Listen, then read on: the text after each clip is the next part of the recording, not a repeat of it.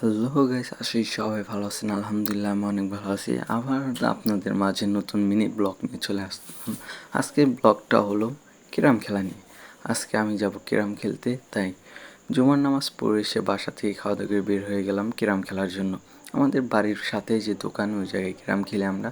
এসে দেখি দোকানটা বন্ধ, কিন্তু না, ক্যারাম ঘরে যাওয়ার জন্য আরেকটা রাস্তা আছে আমাদের পিছন দিয়ে, যেখান দিয়ে আমরা অতি সহজেই ক্যারাম ঘরে ঢুকতে পারবো। এবং দোকানদার দেখে গেছে যে পিছনের দরজা খুলে রেখে গেছে, সেই জন্য পিছন দিক দিয়ে চলে গেলাম ক্যারাম ঘরের দিকে।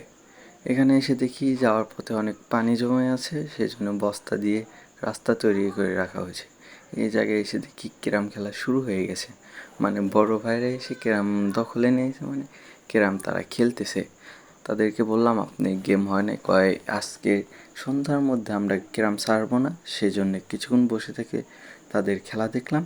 খেলা দেখতে দেখতে দেখা যাক গেম হয় একটা, আবার একটা খেলে, ক্যারাম খেলে না। সেই জন্য আমি আর একজন দাঁড়িয়ে আছি ক্যারাম খেলার জন্য। সে বললো আজকে আর হবে না, এখন রাত্রে হলে হবে। সেই জন্যই আর কোনো কিছু না বলে কিছুক্ষণ খেলা দেখলাম। এই পর্যন্তই আজকে মিনি ব্লগটা। আশা করি ভালো লাগবে।